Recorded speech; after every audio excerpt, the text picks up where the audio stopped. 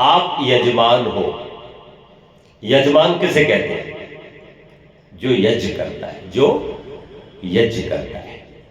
अच्छा, ये जो शब्द है, आपको नहीं लगता ये एक नहीं है?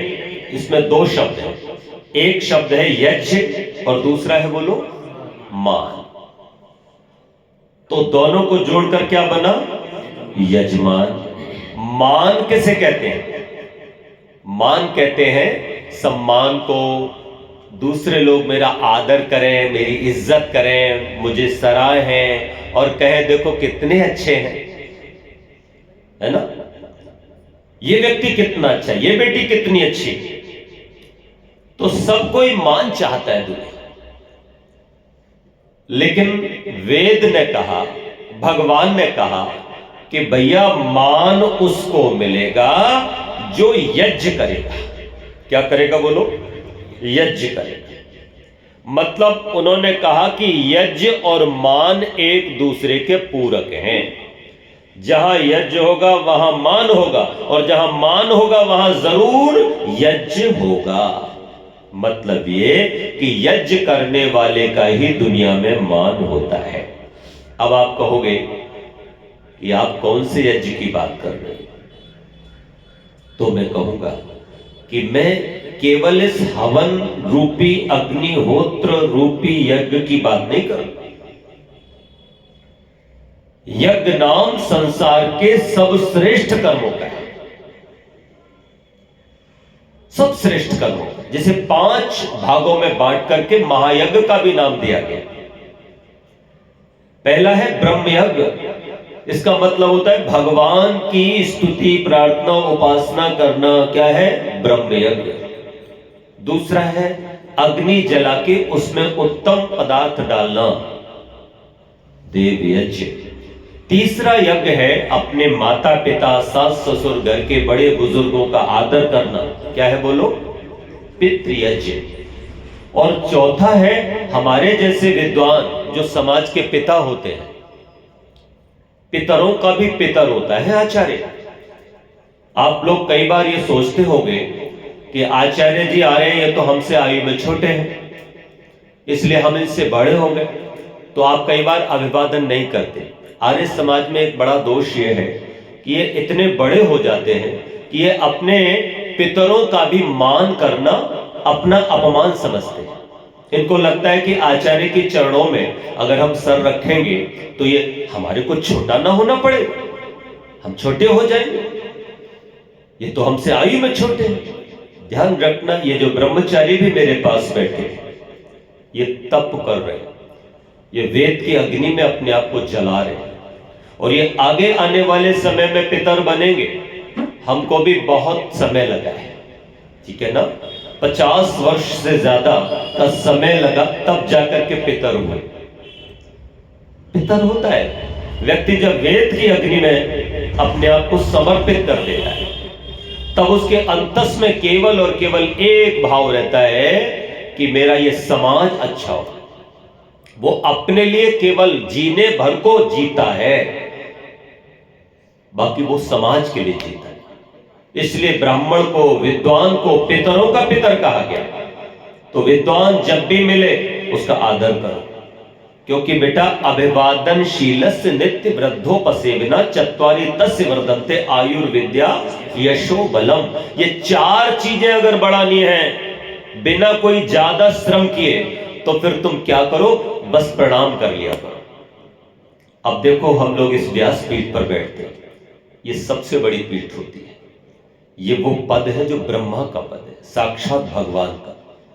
तो इस पीठ को प्रणाम जो भी कथा सुनने आए करना चाहिए, पर आप वहीं बैठे रहते हो, आप उठते नहीं हो। आप इसको प्रणाम करना ये सोचते हो जड़ पूजा हो जाएगी। ये जड़ पूजा नहीं होती, ये तो अपने ब्रह्मा के प्रति, वेद के प्रति, अपने महापुरुषों के प्रति और अपने आचार्य के प्रति एक श्रद्धा है।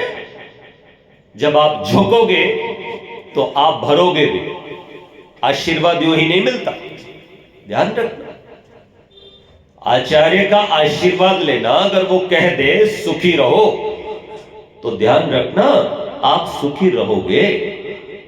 अगर वो आचार्य उस वेदी पर बैठा है और वो उसकी मर्यादा के अनुकूल है, उसका आचरण जीवन पवित्र है, वो साधक है, तो निश्चित रूप से उसके मुख से निकला वचन सिद्ध होता है। लेकिन ये निकलेगा तब जब अभिवादनशील बनोगे। आपके कई बार बच्चे अभिवादनशील नहीं होते। उसकी वजह क्या है? उसकी वजह है कि आप ही अभिवादनशील नहीं हो।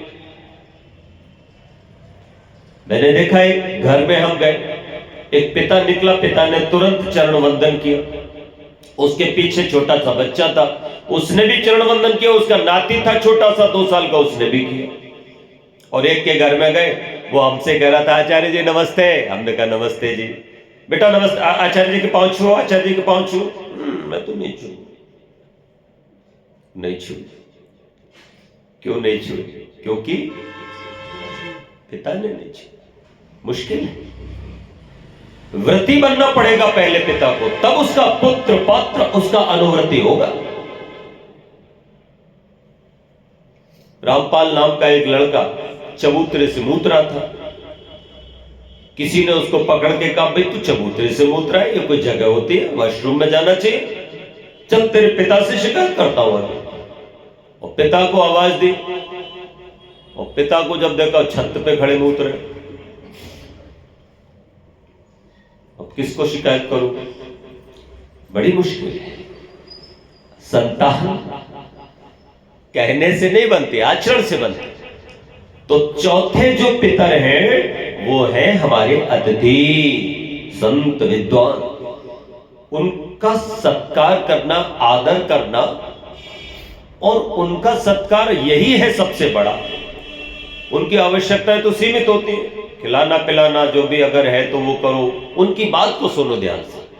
जैसे आपने बेटा मेरा आदर किया है और इसके लिए मैं तुमको एक विशेष आशीर्वाद देता हूं, तुम जीवन में एक बार जो भी मांगोगी वो तुमको मिलेगा। ये मेरा तुमको आशीर्वाद है, क्योंकि तुमने मेरी बात मानी। बहुत बड़ा संकट भी तुम पर आ जाए और उस समय तुमने मेरा ये वर जो आशीष है वो बचा के रखा, और तुमने अगर कह दिया ये संकट कट जाए तो कटेगा।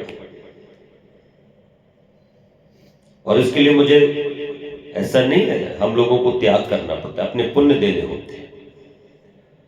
इसलिए हम ये नहीं चाहते कि कोई हमारे चरणों में लौटे, क्योंकि चरण स्पर्श करने से भी हमको बहुत कुछ अपना खर्चना होता है, अपनी कमाई देनी होती है। आप लोग बहुत अच्छे हो जो कम से कम हमको छोड़े पड़े हो। बहुत सारे तो लिपट जाते हैं, बड़ी मुश्किल हो जाती है। तो चौथी चीज है, अपने अतिथि नाम जीजा का, फूफा का, मामा का नहीं है। अतिथि नाम संतों का है, विद्वानों का है, समाज के सुधारकों का है। जिनके आने की कोई तिथि निश्चित ना हो, वो अतिथि। तो जैसे अपने जीजा, फूफा, मामा और तमाम संबंधियों का आप स्वागत सत्कार करते हो, अपने घर में बढ़िया खिलाते हो, बढ़िया सुलाते हो, ऐसे ही विद्वानों का सत्कार किया करो। आपके घर में एक कक्ष अतिथियों के लिए होना ही चाहिए कि विद्वान कोई आएगा तो हम उस कक्ष में उसको ठहराएंगे, और उसमें आपको खुद नहीं लेटना चाहिए। उनके बर्तन बिल्कुल अलग हो, उसमें घर के लोगों को नहीं खाना चाहिए। उसी थाली में आप खाते हो, उसी थाली में आचार्य विद्वान को खिलाते हो, ये गलत है। उनके बर्तन बिल्कुल अलग होना चाहिए, उनका बिस्तर अलग होना चाहिए। ये सारी पहले होती थी चीजें, अब वो चीजें धीरे धीरे लोग खत्म करते जा रहे हैं। ठीक है ना? पांचवा यज्ञ है, वो रोटी जो तुम बनाते हो, पहली रोटी निकाल के रखो, वो किसी की नहीं, वो किसकी है? वो दूसरों की है।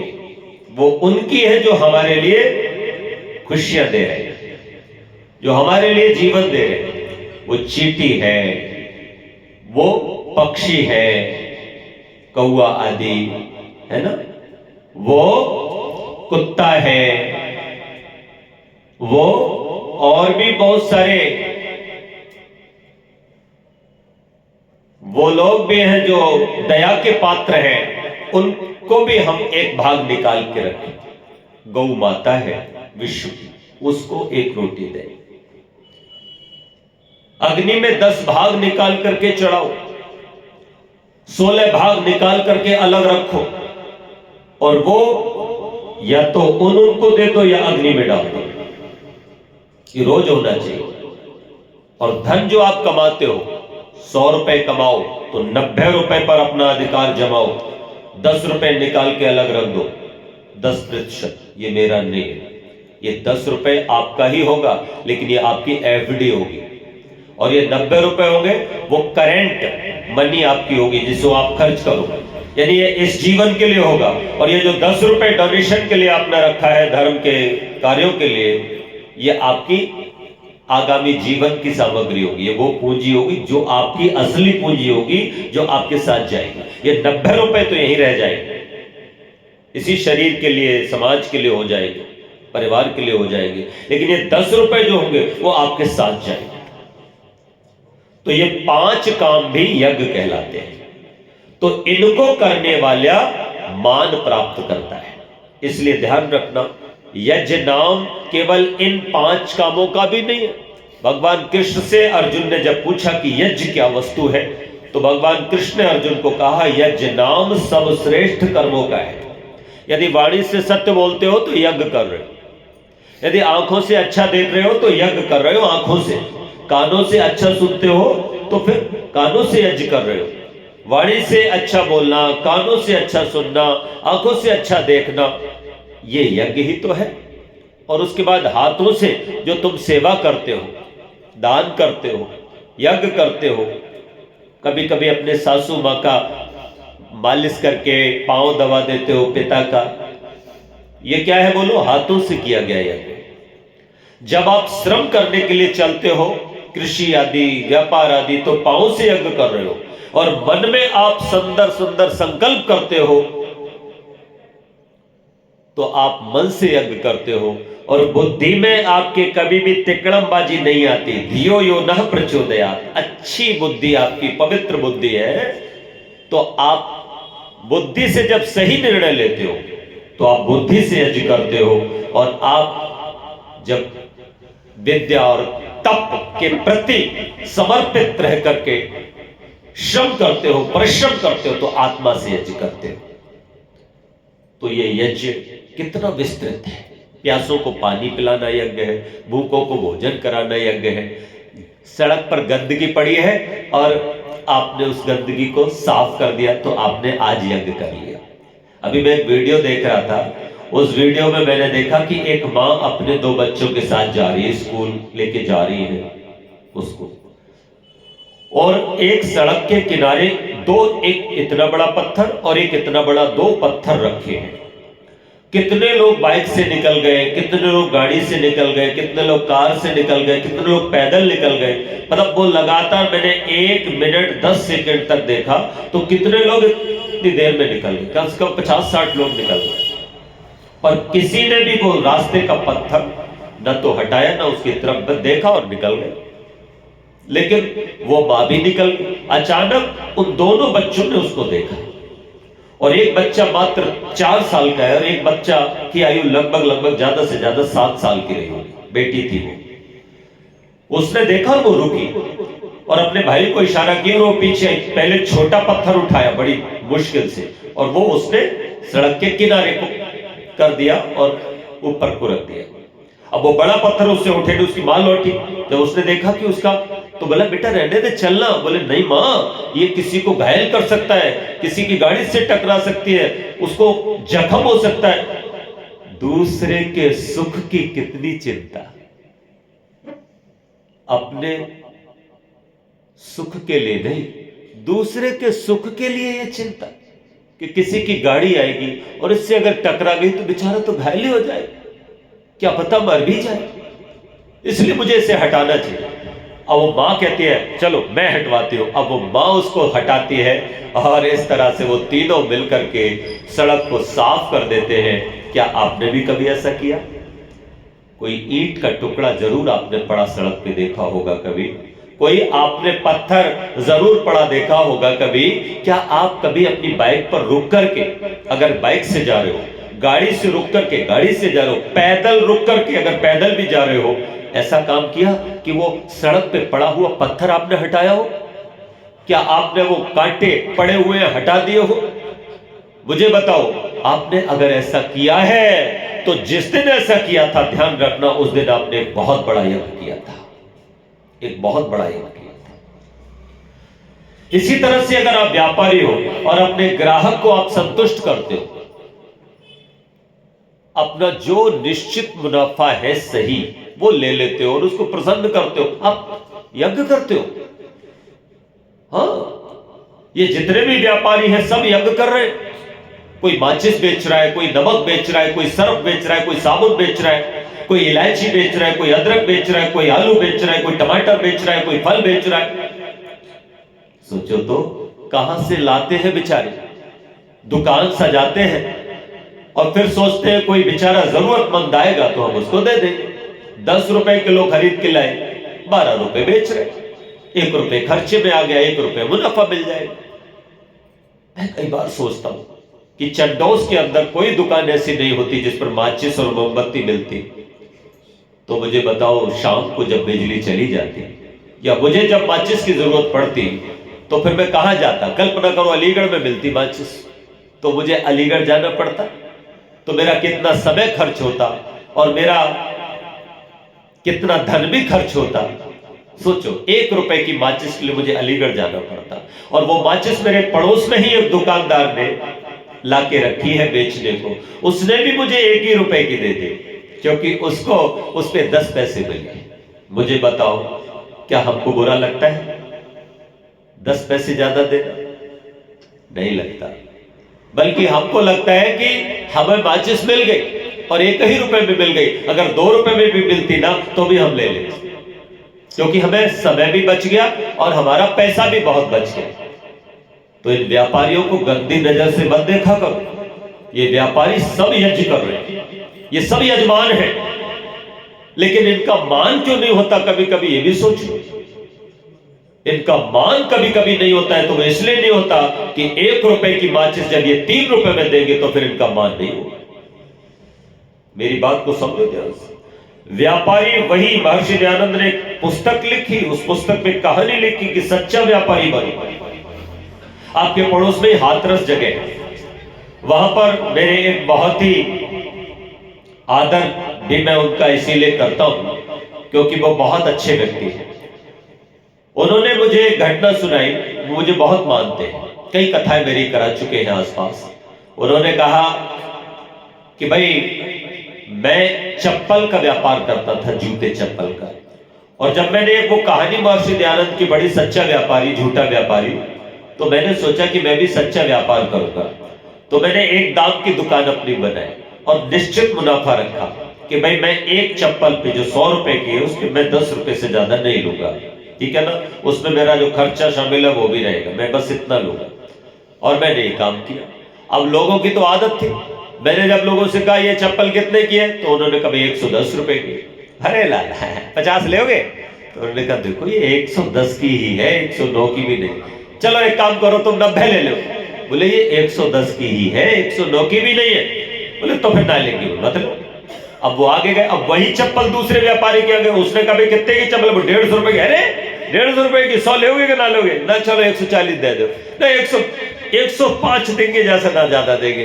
पता नहीं, ठीक है, व्यापारी हुज्जत कर रहा है। एक काम करो, अच्छा 110 ले लियो। ग्राहक बोला, बोले नहीं 120 कसम खाने को इस पे मुनाफा है नहीं, हम इस पे जो है ना ये खरीद ही 120 की है, जबकि 100 रुपए की खरीद। आज झूठ बोल रहा है। उसने भी कहा पक्का, वो भी पट्टा है। बोले 110 रुपए से एक भी जाता था, ले जा रहे हैं जा। अरे सुनो सुनो सुनो सुनो, आओ लौट के आओ। एक काम करो, ना तुम्हारी रही ना हमारी रही, 120 में हो गए। चलो अब अगर मान लो सौदा पट भी गई और वही चप्पल उसने ले ली 120 रुपए की, तो वो मन में क्या सोच रहा है? आज मैं उसको चूना लगा के आया। अब वो क्या सोच रहा है? आज पट्टे को मैंने निपटा लिया, है ना, मैं 10 रुपया ज्यादा फायदे में रहा। लेकिन फिर कोई भाई व्यक्ति उस सच्चे दुकानदार से, रूपराम शर्मा नाम उनका, रूपराम नाम, मैं निवेदन करूंगा कि रूपराम जी गए उसकी दुकान पे और पता लगा जो है उन्होंने कहा कि भाई हम तो चप्पल लिए 110 रुपए की लाए, ये तुम कितने की लाए? बोले 120 रुपए की। बोले अरे ये चप्पल तो एक जैसी ही है, और ये लूट लिया उसने, बड़ा लुटेरा। अब वो सब में बदनामी करेगा उसकी, और जो ईमानदार दुकानदार था उसकी प्रशंसा होनी शुरू हो जाएगी कि भाई वो बहुत अच्छा। धीरे धीरे समय तो लगा, बोले 8 साल मुझे, लेकिन आज हाथरस में सबसे बड़ी दुकान मेरी है। मतलब थोक का भी काम है, रिटेल का भी काम है, और लाइन लगी रहती है, कभी किसी चीज की जरूरत कभी नहीं पड़ी। उनका बेटा गौरव आर्य वहां का भाजपा जिला अध्यक्ष भी है। तो मैं